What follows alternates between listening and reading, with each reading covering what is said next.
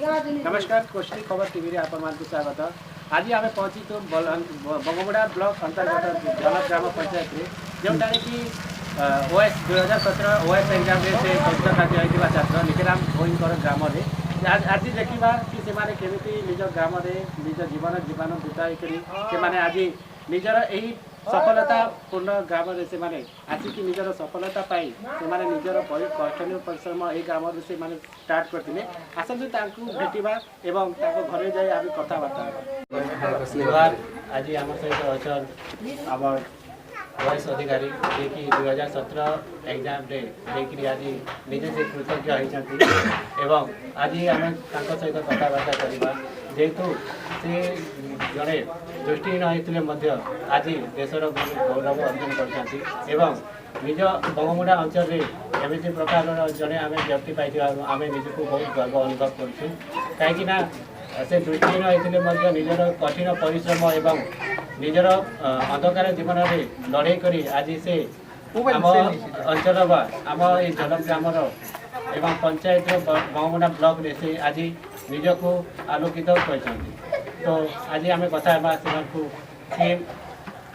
आज आपन के ये कृतज्ञ पाई वयस अधिकारी भाव तो आपन के केंता लगुच मत तो बहुत खुशी लगुच जेहेतु Odisha top exam Odisha civil service exam ये एग्जाम रे क्वालिफाई हला परे स्वाभाविक खुशी बहुत मिलुछ इतर प्रति आपन के कि प्रेरणा देते ना आपन निजे भाबो कि मते आई वयस अधिकारी आता प्रशासनिक अधिकारी हवार तो मोर गोटे रुचि थिला तदनुसार मुझे प्रिपेरेसन हेतली तत् संगे संगे किसी व्यक्ति विशेष जेन माने प्रशासनिक अधिकारी अच्छा मोर आदर्श होकर मो हृदय भितर रखी जहाँ को गोटे प्रकार इम्प्रेशन होती एवं निजर प्रस्तुति आरंभ कर दीर्घ 6 वर्ष तले आपन जो सफलता अर्जन कर लगी आपन कितने कठिन परिश्रम कर कठिन परिश्रम तो बहुत करवा पड़े कारण मैं गोटे करेन्ट अपोजिट रे थिला भलिया साधारण पिला ठारो टिके भिन्न दृष्टिबाधित व्यक्ति तेणु पाठ पढ़ा ठारू आरंभ करी निजर प्रस्तुतिर अन्य आनुषंगिक व्यवस्था मोर लगे गोटे विराट चैलेंज ठिया होता जेन चैलेंज के मैं सामना करी तार प्रतिहत कर पारिछे एवं ओडिशा सिविल सर्विस एग्जाम रे उत्तीर्ण हो पारिछे आगो को कोन परिवार अछि समाज प्रति सामाजिक संगठन मानकरे जेहेतु मैं किछ दिन धरी मोर कार्यकलाप करि आसुथि जने समाजसेवी हिसाब रे तेणु समाज लोक मानकर अधिकार सुविधा सुजोग सरकार द्वारा प्रस्तुत होता कार्यक्रम गुड़िक पाइबापी किसी जो बाधा रही से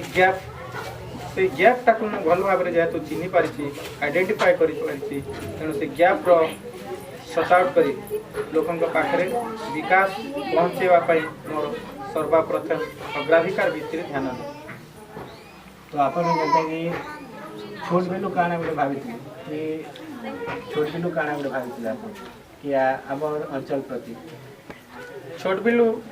मोर जेहेतु दृष्टिहीन हो जाती तेणु भाबार तो कौन अवकाश नहीं था से समय परवर्ती समय जिते शिक्षा आरंभ कली धीरे धीरे शिक्षार सबू स्वाद चाखला मैं भावी साधारण परिवार एवं गाँ गरीब भाई भौणी मान किसी कर्मी समाज सेवा माध्यम रे हो किंबा कौन गोटे अधिकारी हिसाब रे हो सौभाग्यक्रमे प्रशासनिक अधिकारी हबार मन बड़े निजर प्रस्तुति बल आज सौभाग्य अर्जन करी एज ए ओएस ऑफिसर हिसाब नेक्स्ट जो युवपीढ़ी मान कौन प्रेरणा देवे एवं जो मैंने आज भिन्नक्षम तो भिन्नक्षम हूँ किंबा साधारण युवक समस्त मन रे गोटे मनोबल थिबा दरकार इच्छा शक्ति थिबा दरकार विल पावर निजर विल पावर जदि स्ट्रांग अच्छी तेबे निज ड्रीम रे निज डेस्टिनेशन रे पहुँचवाई कौन सी बेरियर रहिबो नाही से बेरियर फ्री एनवायरनमेंट निजे एस्टाब्लिश करी निजर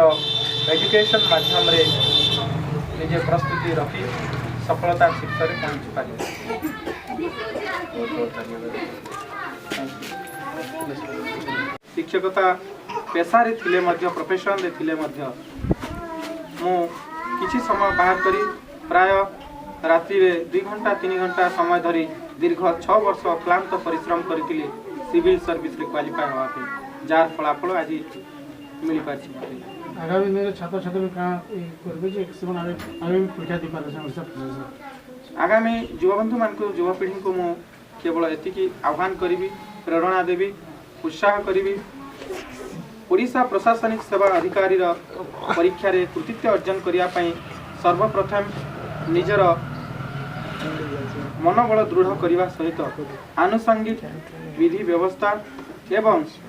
निजर प्रस्तुति पाठ्यपुस्तक को आधार करी दृढ़ मनोबल रखी निजर साधना जारी रखिले से निश्चय सफलतार शीर्ष व सफलतार स्वाद चाखी पारे।